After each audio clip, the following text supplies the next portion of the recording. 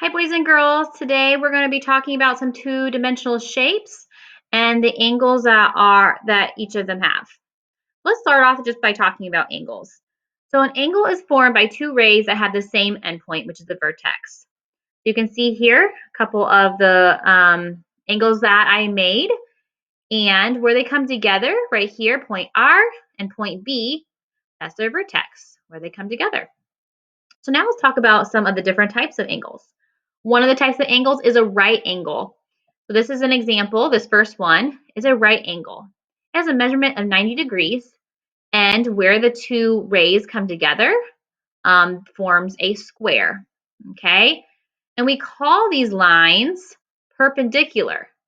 Okay, because they intersect and they form a right angle. If I would keep on extending these, they would intersect and form right angles on all sides. The next type of angle I want to talk to you about is an acute angle. So an acute angle has a measurement between 0 and 90. So it's smaller. It's a smaller angle than a right angle. So you got your right angle, and you make it a little smaller. There's your acute angle. All right. So this one's an example of an acute angle. Then you have your obtuse angle. Okay. So here's your right angle again. Your obtuse is larger, okay? That has a measurement between 90 and 180, okay? And finally, you got your straight angle, which is just straight across, has a measurement of 180, okay? There's no vertex point there, okay? All right, so let's look at this one, this angle ABC. And I want to talk to you about different ways that you could write that angle. One of the ways is angle ABC, and another way is angle CBA.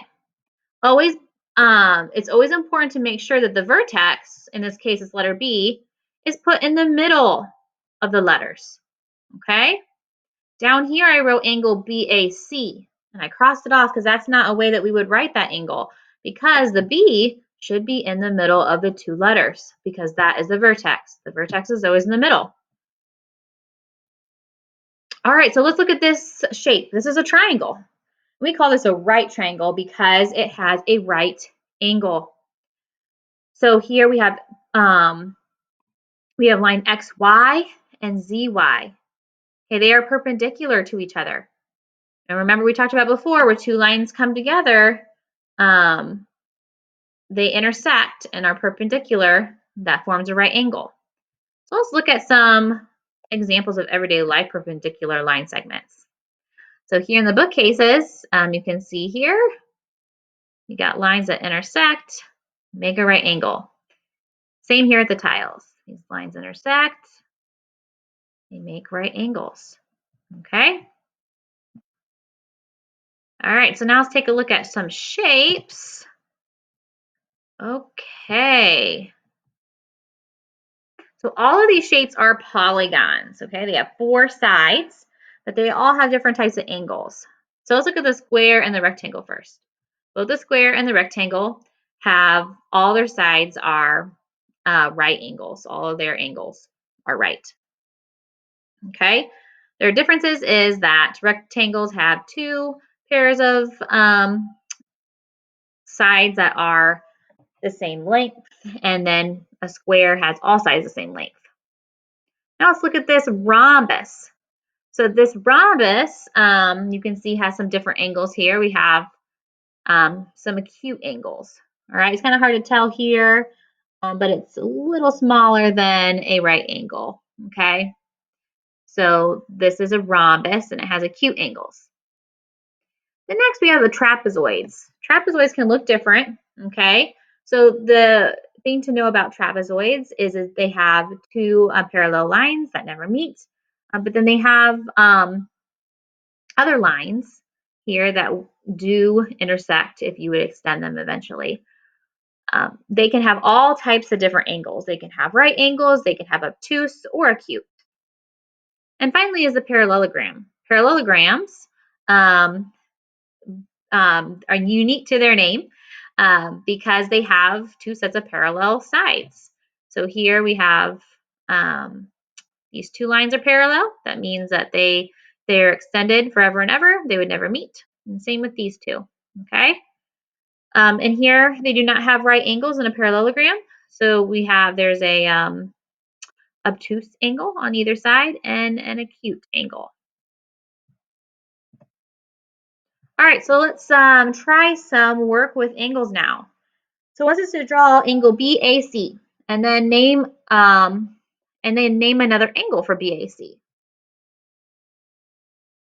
So I went out and drew the triangle, okay? And if I was to relabel this or rename it, I could say angle CAB, making certain that I leave A in the middle because that's the vertex of that angle. And then the next question is, what is the vertex of BAC? Well, if you were listening, I just said it is point A. That is the vertex where the angle comes together.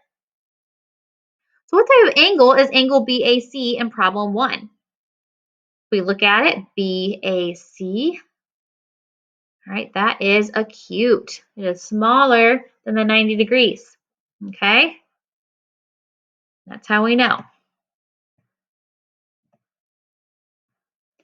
All right, so number 4 says Fang said the name of this angle is angle SRT. Is he right? Explain.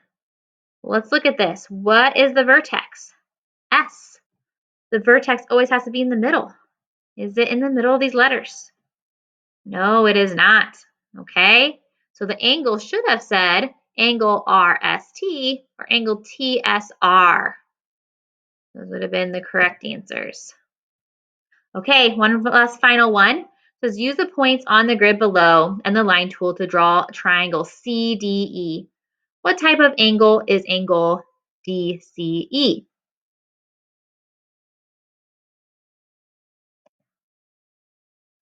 All right, so if I look at this, so I drew it out, and I'm looking at the angle DCE.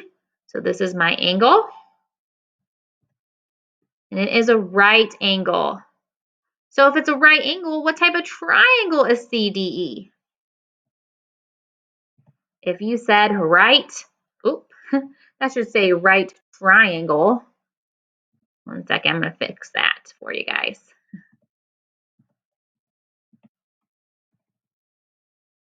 Right triangle. So you said that, you are correct. Okay, and the last question says, name the perpendicular line segments. So in this right triangle, if it's a right triangle, has a right angle, it has to have some perpendicular lines.